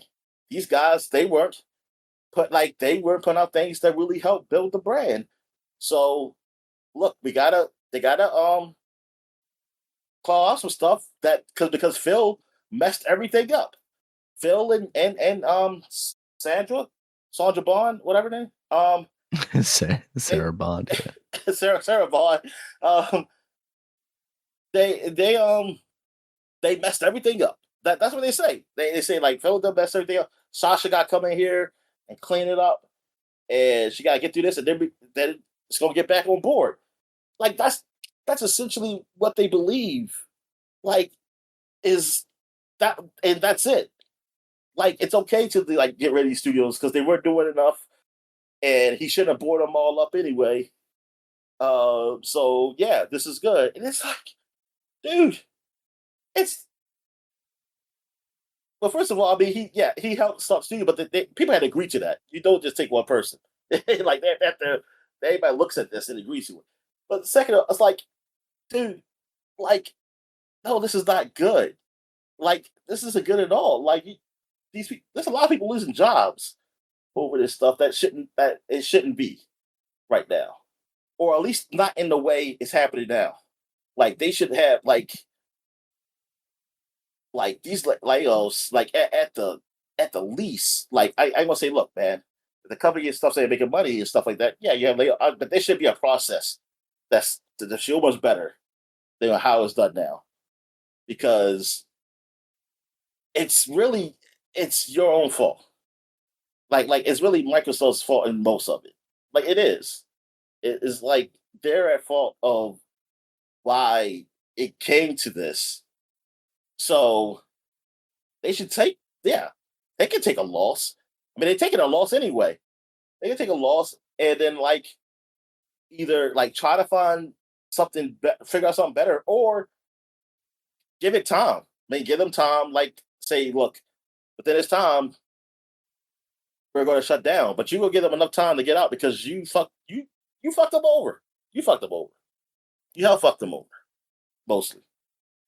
I mean, you're not saying that those companies I had some bad people in there, like they made Yeah. like people who probably did stuff bad, but they're in the. It's not all of them though. It's just individuals, and then at that point, you do. But overall, yeah, like it's a mess of their own making, and just like with the Double Fine and stuff like those two types, I don't know what the heck. Like we said, I don't know what they were expecting with those studios. I don't know what the hell they were expecting to do. Uh, like how much money they're expecting to make from them. And like what was the deal initially with Double Fine? If your deal was initially for them to do what they want to do, then that's on you. That's on you, Microsoft, because you already know they don't put out heavy hitters. Yeah. Like they don't do that. Like Psychonauts is the biggest thing they did, and they mostly do small stuff. So unless you had agreed on like being more like try to get them to be or target with something that can help make money or something, I don't know. That was on you, and you knew what you were getting, and that was okay. It was like, yeah, the studio was running a regular game, but it was something to keep games on Game Pass. To have some games on Game Pass. Like that's what y'all here for. And like when somebody showed me a chart of like what Microsoft made, how much they made as a company, and like you see Xbox in the red at like 1 point something billion loss. They yeah, so what? I mean that's bad, I guess, but I'm more than make up for it. Like what I forgot what was the top thing. The top thing almost is like makes up more than what everybody else does combined. Like whatever the revenue was, it was like it was nothing. That 1.5 billion loss was nothing. Like almost the next few things above it made that money back. It's just like it's like yeah, it's not doing well, but we can fix it and we can afford to. We can afford it. And then you know what? If somebody gets mad, you pull out the Patriot thing out your ass and say like, oh, look, we're an American company. We just got to do it. We just this, man. This is what we do. And like we got to pull ourselves up by our bootstraps. Yeah, we just got to fix it. But we're gonna stay strong. Like we're just gonna fix it. But we're not gonna leave people behind, man. We're Americans. But yeah, whatever, man. So anyway, so I mean, Activision, maybe they would have been bought by Saudi Arabia if they didn't go. Maybe. I mean, it's very possible, I feel like. I mean, I don't know Honestly. how. I mean, that like did they have to sell then? I don't know how long they would have had to hold out. Could they hold out as long as? Yeah, I mean that's the thing, right? Like, were they in a position where they needed to be sold, or did Bobby Kotick just I want to always kind of thought sell them and go on about his I want to business? know what was the company compared to EA. I always thought Activision was kind of close to EA. Yeah, I mean that was probably the closest, on the same level. I mean, Activision, EA, Ubisoft, I feel like they're all in that same, but I feel like they are and were all about as susceptible to being purchased as one another. I mean, we heard those talks around Ubisoft, and it never really happened, but they did finally do that partnership. Yeah, And then obviously the other two did get Ubisoft purchased. was definitely the first to really because they were the ones that were talked about for in the 2010s a lot. I mean, obviously for the longest time, Vivendi owned them, technically. Yeah, and then you have but then like EA EA was the like for they were like way ahead like the biggest. That division they came up. It was like when Bobby Kotick came. that's where they started. It started rising. Like Call of Duty was just huge, and then they got Yeah. Blizzard. I mean, that was the biggest thing on PC. Like, yeah, they were like Blizzard was the biggest thing on PC. They were bigger. It was them. I don't know who was next. I guess with Valve until Valve got to Steam. Until Valve got Steam, like Blizzard was bigger. Like they were the biggest thing on PC, and then they got them, and like it was like that's what I was thinking. I'm curious to look at the sales. I mean, like who was bigger? I thought that division was like there with EA. That's why it like I guess. Damn, I want to know what happened. Then what happened? I guess it was. I mean, because I feel like these are the biggest companies as far as American, like the American companies. What made it so that they could be bought? Like, what happened? Like, they didn't seem like they were failing. So what was it then? Like, was it like a astronomical number they were supposed to hit that they didn't hit? I was gonna say they needed more money. Because I'm like, so what about those? So I guess those Japanese companies, they just have a lower ceiling. Is that what it is? They're Unless making you're enough. Square Enix for a Western company. Yeah. Like Capcom was in trouble at one point, but they're still independent. They're still not independent, but they are Capcom. Yeah. They're not. As it turns out, they started making video games again, and things went all right for them. Yeah, but I'm just wondering about the sales. Like the sales of their games, they're good. I'm just saying, like I feel like even the sales of the Activision games, though, like you look at numbers wise, they look. It's like you're making money. Well, so what's the problem here? It's cheaper to produce games over there, maybe. I mean, I know it is cheaper to produce games over there, but maybe that's a factor. You know, it is. It's definitely cheaper. I mean, yeah. Or maybe like it's not. It's that expectations are like they don't. I see. That's why I need somebody to explain that to me. Like I don't understand. Or somebody explain that. Like I never thought of Activision as failing. Like that's the thing. I never looked at it as like they're failing in like, oh no, they're not making money. Because I'm always those games, the top games sell, and then those top games have microtransactions. So what's the problem? Why can't you be a company by yourself? How much money did you have to make that you could sustain? Was there sustainability to be by yourself? Like that's what I'm curious about. Or was it just that you just wanted to sell? Like, well, that's the thing. Was it just that you just wanted to sell? You just didn't want to deal with it? Like the people who were in control. I think the people who were in charge of like an Activision, absolutely. I think that's a large portion of it.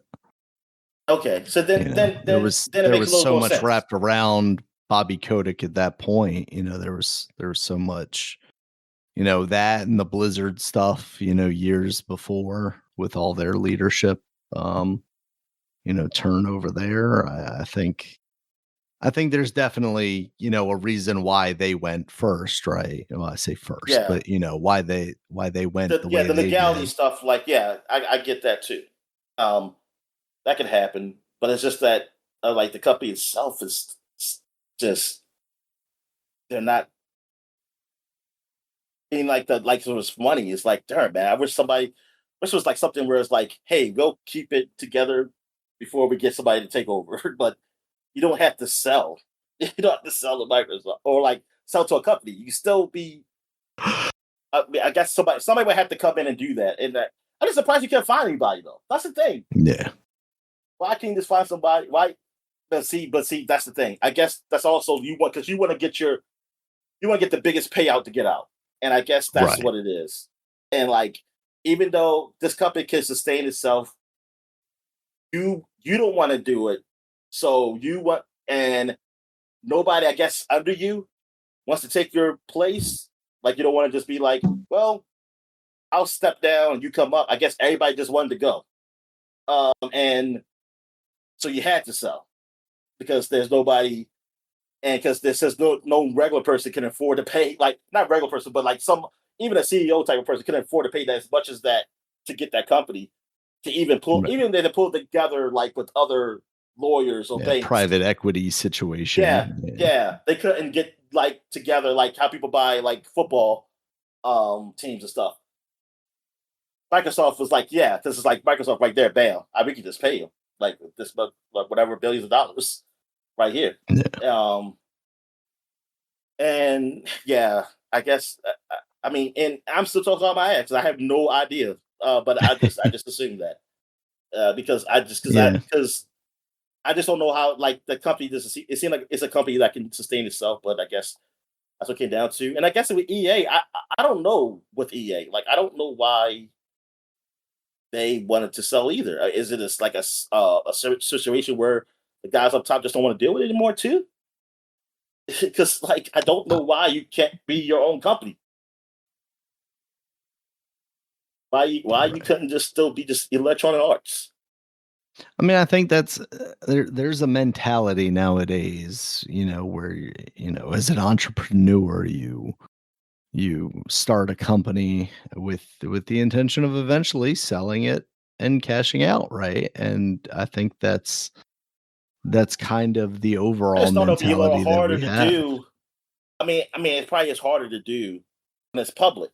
Was a public company because Yeah. I feel like someone comes up. That's why. That's the thing. It's like, look, person at the top don't feel like doing no more, or you buy him out, or he has to leave. Like whatever. What? Like I don't know how that works, but someone else comes up and just takes the lead. But like, why? But it just came. Is it like, oh, so most of the board said, you know what?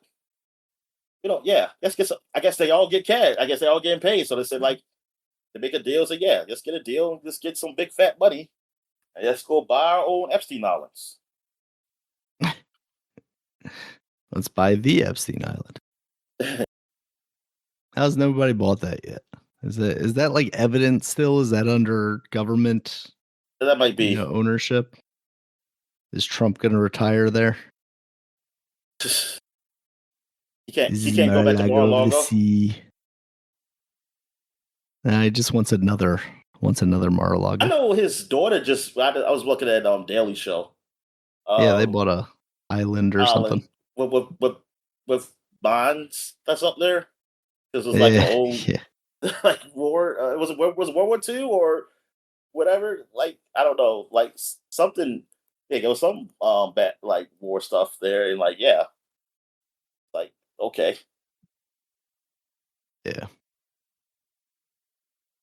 It's I mean, I crazy, know Dominic. it's wrong. It's wrong, but it's the bad thing is somebody. Well, if the line does explode, it's going to be a worker when I Of want to course be it one. will. That's why I'm just hoping Because you that gotta they gotta forget send the one pillars mine, to go pick Daniel. up the mines. They forget one mine, and then they go up there We're just having a going good tanning, time. and then all of a sudden, boom, rough. Can't believe you would say something like that, Dominic. Or not even say Survive. something like that. I ain't gonna say they died. They survived. They wish they were That dead. might be worse, Dominic. Yeah, that's what I'm saying. Exactly. Might be worse. All right, with all this context in mind, I think the best next story would be the fact that Double Fine laid off 23 employees following their move to independence, and I feel like this was always going to be the case. The Oh unfortunate yeah. thing, compared to the studios we were just talking about, or the publishers that we were just talking about, Double Fine has always been basically in trouble, if you will. Um, and the unfortunate thing about Double Fine, and now I got to get around to watching it, but the Fortnite documentary, basically the Double Fine, I say Fortnite, but Fortnite, not Fortnite. I forget what it was called, but the one that they made around the time of Psychonauts is like 24 hours long. Based on everything that I've read, is people are like, yeah, like Tim Schafer is kind of an awful manager, and not like an abusive or anything like that. He's just bad at managing the tasks that he needs to complete to allow other people to complete the tasks that they need to complete. And when they brought in like an actual project manager to assist and make it better, basically a lot of the creatives at Double Fine left because now the structure was not the same. And they felt like basically the organization was stifling their creative processes. So the sad thing to me is, like, obviously it's better for Double Fine to go independent than it is for them to just, be all laid off and destroy that studio. Uh, but I can't help but think we are going to see the slow destruction or maybe relatively quick destruction of that studio. I mean, Yeah, they had set up that Fig website, the basically Kickstarter, but they were running it. Just to fund Psychonauts too. And I don't know. I don't know how long crowdfunding their video games is going to last for them, and I don't know where else they're going to be able to get that funding that I they really need wish the from. next game wasn't that darn kill game. That's the thing. I really wish it was something else. Yeah. Like, darn.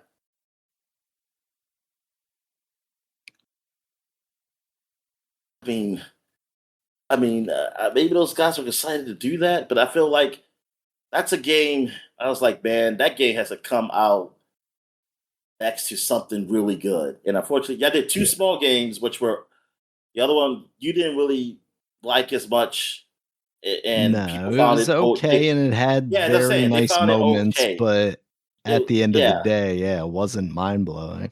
and then you kill 'em, and it's like, darn, these are the two games after Psychonauts. It's like, ugh, man, like that sucks. Like, I'm sorry. It's like, cause I see that's what it's like. I said, you know what? Even if those games weren't that good, if they were still with Microsoft, and so it's just like, hey, hey, do your next game and something like that. Fine. It's like, okay, Yeah. those didn't work out, but that's hopefully the next thing becomes something big. Like, you know, that catches on. But man, yeah, yeah, I don't know. Like in this day and age, in this economy, in this day and age, the way things are, a studio like Double Fine, I don't know. I don't know.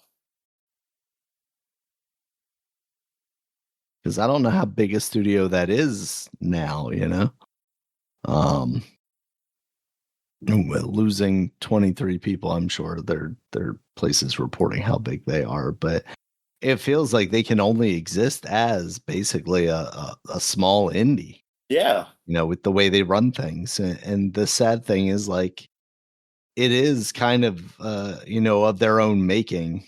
And I say that as like the leadership of the studio, not just the developers, but seemingly the developers also have a hand in making the leadership go in a direction of more creativity over management.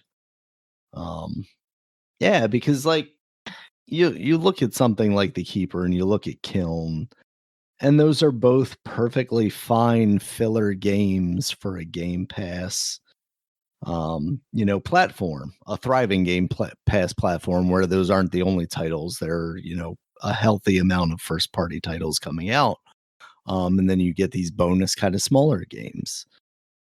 But, like, to that point, these, at least from the outside looking in, are smaller games. How yeah. They're long not were looking they owned first by party. Microsoft and you released Yeah, two smaller games? yeah. How much Because money did Psychonauts don't Microsoft count. put into them? Like Psychonauts. I mean, I'm sure. Yeah, like Psychonauts Yeah, did get Psychonauts money doesn't from. count. I gave them money for Yeah, Psychonauts. yeah, exactly. That yeah, and that's the thing. And like with what's the guys who did the oh my god, I forgot the game called. But the one with the shell shaded, the good game, the shell shaded third person action game, but they shut the studio down South of Midnight? after that game. No. The No. before South of Cell Midnight, shaded. it was like it was a surprise Game Pass game, and people were like, wow, this game is actually pretty good. It came out. Hi-Fi Rush. Yeah, who's the studio that did that? It is Was it damn the it. guys who did Evil Within or Yes, it was. Tokyo? Okay, see, like that, like And because their Tokyo, yeah, and Tokyo Ghost Tokyo Sessions or Day was whatever. coming out before they got acquired by Microsoft, and then they got to make that game, and they shut down. What sucks with that is that they made an actually good game. Like, I mean, this was a Right. known good game, and Tango still shut down. Gameworks. Yeah, Taylor Gamers. Yeah, that was a good game to be on Game Pass, a filler game, and things Yeah. like that. Like that was cool. Like, and so what? Like, that's not a game that's a big seller. I mean, that's what I'm saying. I don't know if that was the expectation or Yeah. that. I mean, the But problem is they have established this whole Game Pass situation. And to me, at least to a certain price point, it is obviously consumer beneficial. But how does it work from your metrics? Like, obviously, you're not going to sell as many copies of a game when well, I say most people, when there's at least a group of people that have Game Pass and can play it for free. yeah, How is that being tracked, and how is that like how do you even track the metrics for that? Like if people are playing that game, are you counting that as like revenue generated for Game Pass? Like if 90% of people are playing Hi-Fi Rush on Game Pass, are you saying, okay, all revenue from this month, we can say this percentage of it is probably attributed to this game launching this month? We see the numbers go up when this game came out. And I'm sure somebody's doing math in some way related to that, whether it's that direct math or not. But did that math ever prove that it made sense, right? Like, or did they yeah. just kind of say full steam ahead, we're going to keep doing this until the math does bear out? Because And maybe, had they hit the subscription numbers they like wanted, maybe the maybe it subscription would have. on these games, like I mean, oh, like if the model doesn't mean the model works or something. So yeah, like I know people like on Twitter always say like this doesn't make sense. The Game Pass thing is bad for developers. This isn't great. Not like that. I don't know. I mean, some developers say they do well, and some See, but didn't. that's the thing. They say it's not Yeah. good for developers, but if my understanding is correct, it's kind of like the Epic Store exclusivity. You're basically getting the money up front from Microsoft, so Yeah. to some Yeah. So I extent don't. it is beneficial to the developers. Yeah. Now It's you're like playing you're gambling, right? Like I could have yeah, you released are. on Steam and potentially sold a whole lot more, or I can take this money up front and basically have a guaranteed contract that I'm gonna make X Oh, number but here's the thing, of Daniel. dollars. You still all those games still do. I think not more and more. All those games on Game Pass, most of them are on Steam. Oh, So yeah, yeah, no, at this point, yeah, yes. yeah, yeah. So But people's argument for like an Alan Wake 2, for instance, right? yeah. I think that is finally on Steam now, but for the longest time, the argument was, oh, it didn't sell that well, and that was because it was exclusive to the Epic Store. Now, I would hope in that exclusivity deal, Remedy got a huge chunk of change that would have offset, the lost sales. And that's what I'm thinking about Game Um, Pass. Like I was like, how much money like for the third parties anyway? Like for the ones that say it's like deals, I'm thinking like, hey man, how much money did they offer you that you thought it was? Like Yeah. Like, you telling me that if you didn't release on Game Pass and then you know upfront money, you would have made more? Then I mean, I'm not saying you not. I have no idea. But it's just that, like, why it seemed like then you should have knew that the cash, like, then they didn't offer you enough, but you had to take it, but you have to take it before. So it seemed like you and like, first of all, how would you know? Like, first of all, you took the money because you thought it would. So how do you know that it wouldn't have? That's the thing. That money wasn't Right. enough. That's what I want to know. Like, how did you measure that? But yeah, whatever. But I mean, I guess I mean, put it like this: if that's a bad deal, like to go initially, like, hey, day of release or whatever, or even like a few months after release or whatever. I mean, I guess the Game Pass had been like in hindsight, like a place where it's just older games, but it's just a ton of older games, and you pay a monthly subscription for. But those games, like, hey, they weren't going to make that much money just being on the market like anymore anyway. So it's not really a loss. It's more of a gain because they're definitely getting paid by Microsoft now Right. to be on a thing. I mean, I still like that. I think I still would like that. If it was like a whole bunch of older games, like hundreds of older games I can play that I never played before because I never got a chance to play, and I don't have to buy them now. Yeah, I can do that. I mean, I would have bought that. Well, I guess essentially you are technically doing that with PlayStations, right? Mm. Yeah. Like, I mean, you were doing that with PlayStation. I mean, now they're getting much more newer games. But when it first came out, that's what PlayStation was initially was. Uh, I just think they were. I think PlayStation thing wasn't a huge seller at first just because of advertisement. That they just didn't know how to advertise that stuff. While Microsoft knew how to, or they didn't try to. I'm gonna say they know how. They didn't try to. I would Yeah. say because I feel like you can just hire people to do that shit. Um, so I mean, maybe that would be better for the industry if it's see. But see, I don't know if it's a bad thing now, honestly.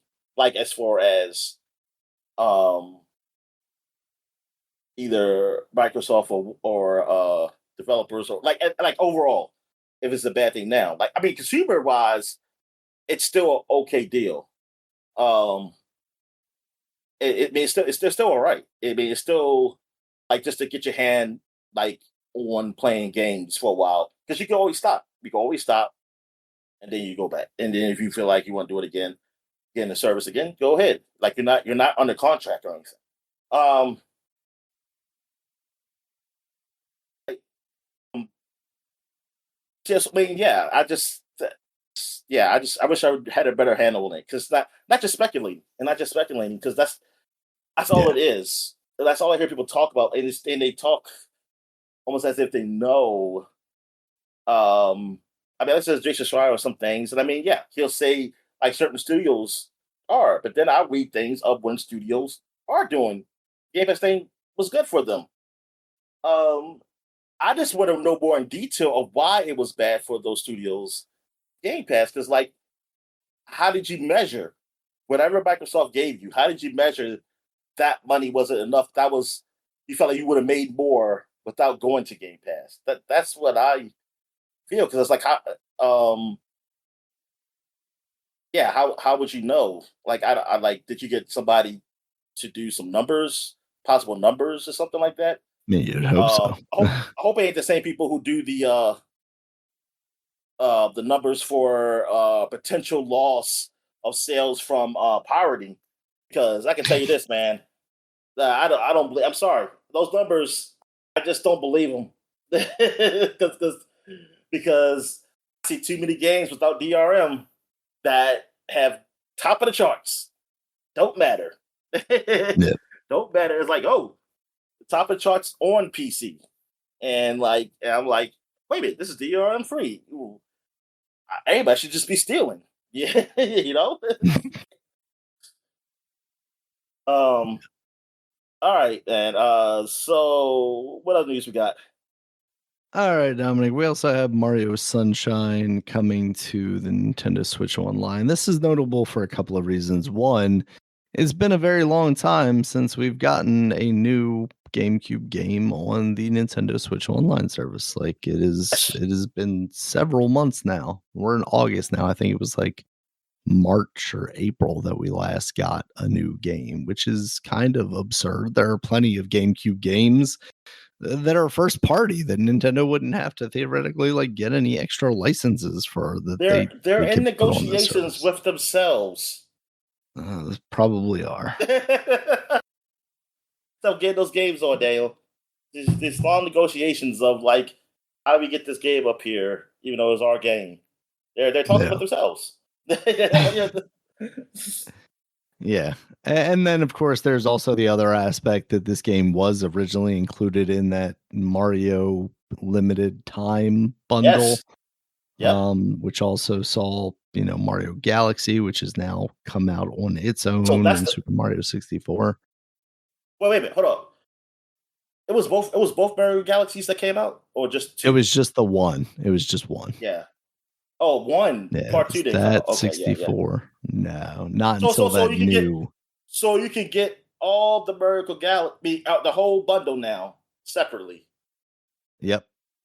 You can play them. You can play because you can play Mario 64 on a classic. Exactly. You can play that, and then you can buy that. So now, there you go. Even though they could have just whatever, man. Nintendo could have just done this originally. Could just kept selling that original thing. Could have done a lot of things. I mean, you can still bring this up and just like whatever, and just have that thing going for cheap if you or for people who want physical, like who don't have the online because they'll buy that anyway. So you can still you can have that and still. I don't know. I don't know that I don't know. I don't know. It's. I wish somebody could explain Nintendo to me. I wish it was like somebody just explained everything to me. Like I could ask a question, and they could just tell me why they do the things they do.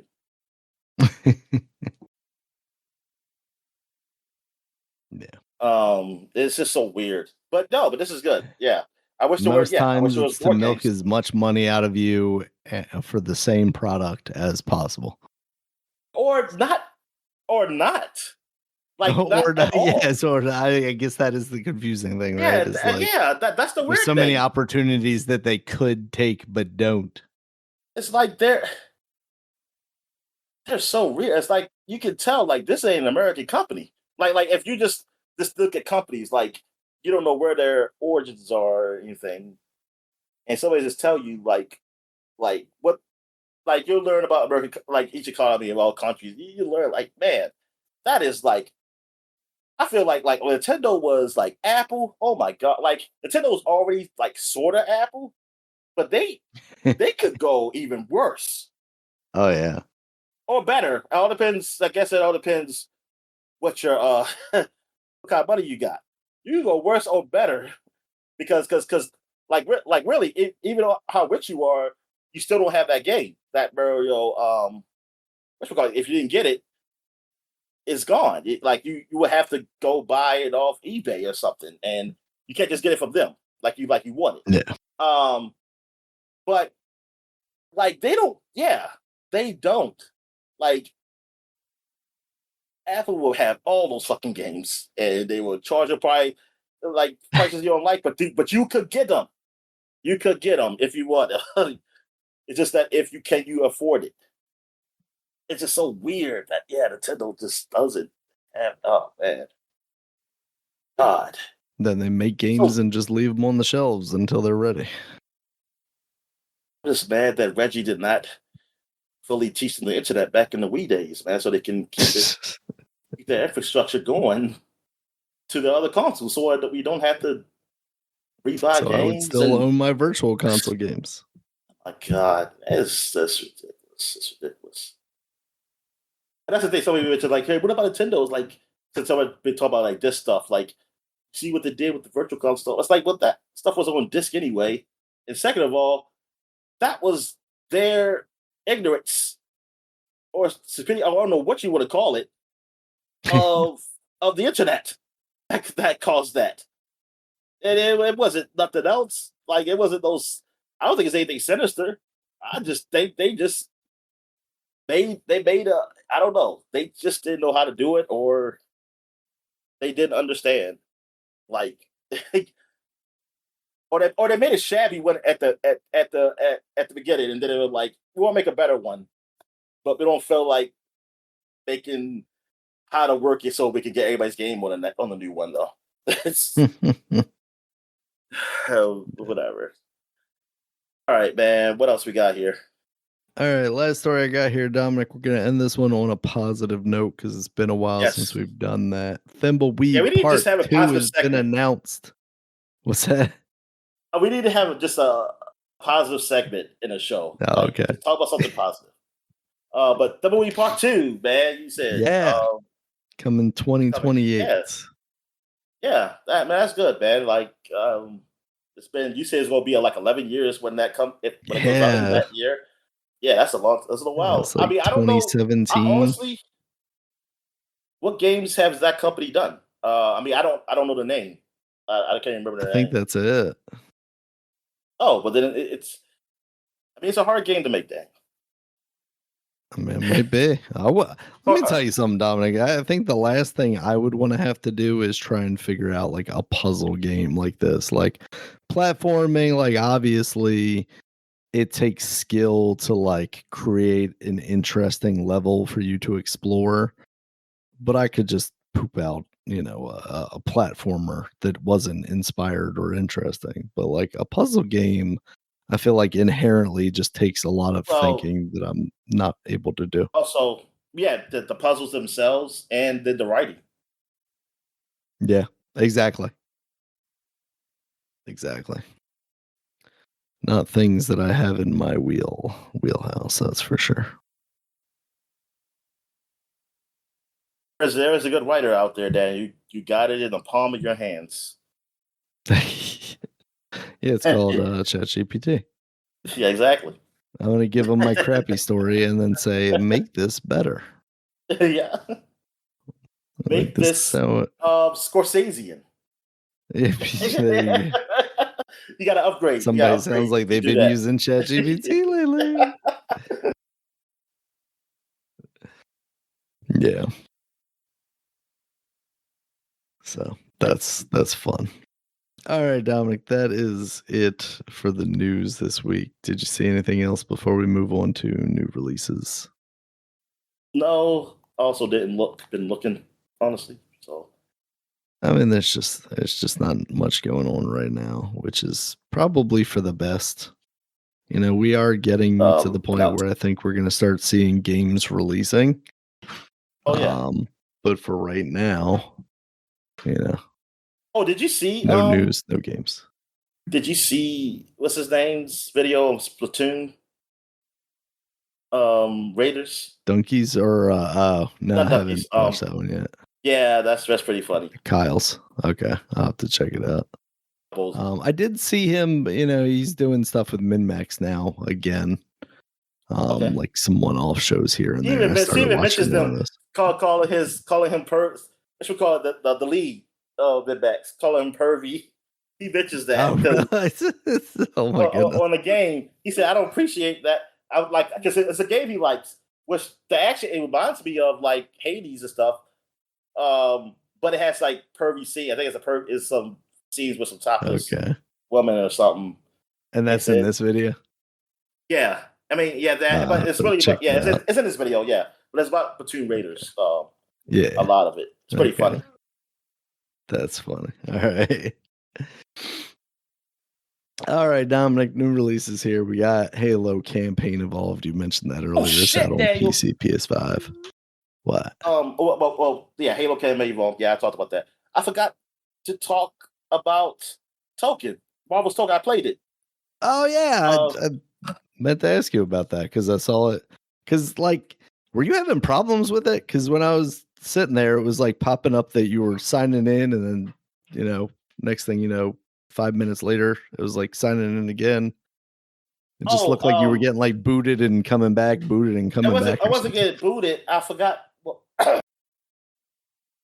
it's because it was like I pressed. It was something weird because I think it tried to recognize. It was recognizing the controller, the keyboard at the same time, so it kept messing up. like me try to Gotcha. do something. So I finally just I got it to work for me to sign in. Yeah, I'm a little upset. Like now I see what the people of the Steam peeps community hate about PlayStation games. You have to sign in. Yeah, that sucks. Um, Yeah. but yes, that game played it. I did record it. You'll see it on the last week's podcast, Nice. which technically it is up on YouTube, but I haven't really announced it yet. Um, Gotcha. it's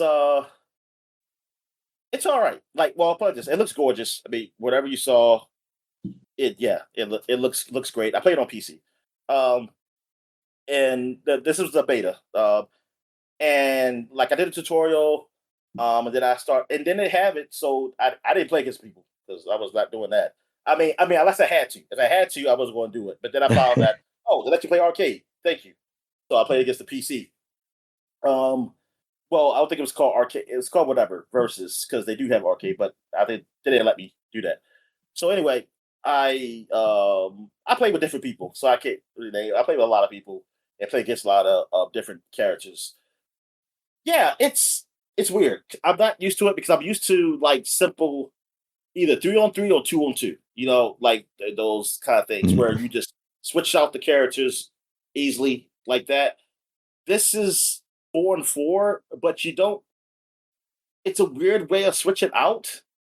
I don't fully understand it. I was really hoping you played, so maybe you had got more grasp. But I, yeah, I don't understand how you get to certain characters. Like it seems like I can get to certain characters sometimes if I got another character in, and then that will be available. But the combos, I mean, all four of them work. You can do it where all four of them do stuff. And but also it's not like other um like partner-ish fighting games, 2D fighting games, where like when you lose a guy, like when a guy loses, you go to the next guy. If you lose, you lose. Like your power bar is your power bar. Like it doesn't matter if you tag in, you can tag somebody in, but you're still gonna have that amount of health left. mm, Um, which is different too. right.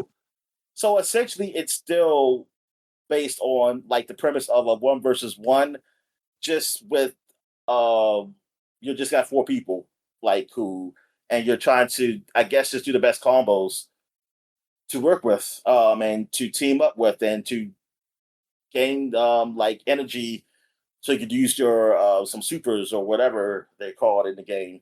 I mean it looks flashy stuff. I really wish to be honestly though, the mechanics I was gonna say this. I wish it was just like Marvel versus Capcom, just that Mm. it looks like this.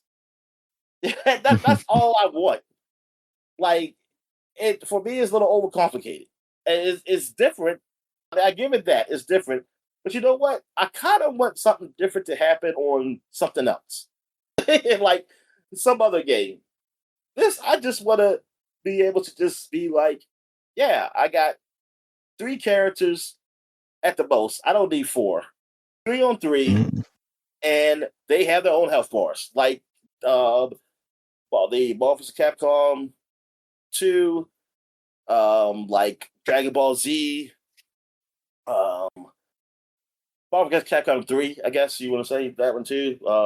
But mm, yeah, like I just want it to be 3-on-3, like that. But yeah, it's done differently. It's done really. It's different mechanic, which I I appreciate the freshness though of it. It's not, but it's not complicated though. You can learn. The tutorial really does help. It's kind of rushing through near it because like I just want to play. Um, mm. and plus I'm not playing against people, so it's not going to be too tough. You know what I'm saying? Like I'm going to need to really know everything. Um, but it's cool that how they have the dialogue for each characters. Well, with the characters I had, it seemed like everybody had dialogue with somebody. You know, they had Mm. dialogue to say something to somebody, and I think that's pretty cool. Yeah, man. I mean, it seems like a pretty good game. It seems like a really good game, fun game. But yeah, that's what I think of. So you didn't get a chance to get your hands on it. No, I had downloaded it, and then it just this week fell apart for me, so I didn't get a chance to boot it up before they turned it offline. All right. So any other releases besides Campaign Evolved? Campaign Evolved. We also had Dispatch finally make its way to the Xbox, and we also had Xenoblade Chronicles 2, the Nintendo Switch 2 edition, make its way to the Nintendo Switch 2. Those people, I get that. Get both Dispatch and Xenoblade. I wonder if the Xbox version of Dispatch has the same quote unquote censorship problems that the Nintendo Switch version did. I still don't understand quite where those issues came from. I know people talked about there being different versions being rated by different countries and like maybe not wanting to release them in different ones. Mario said no. Yeah. I don't know. I've seen Mario's nipples at this point, Dominic, so I feel like we're open to all sorts of things. Oh yeah, that's right. We saw he wore the beach. Yeah. He wore the Yeah. So they really should put him in a one piece. All right, Dominic.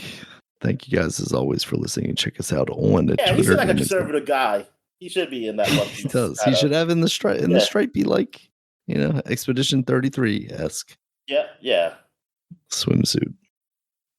All right, you can find us on Twitter. Dominic said DStalwart5. I'm Regulus MB. The podcast is at SupaPod, SUPAPOD. SupaPod.com is the website. You can check us out there. It has links to it has all of our previous podcasts as well as links to all the places you can find us, including YouTube, where there's a video version of this podcast, as well as any other place you might find an audio podcast, including iTunes, YouTube Music, Spotify, Amazon Music, and Audible. And until next time, guys, we'll talk to you later. All right, see you.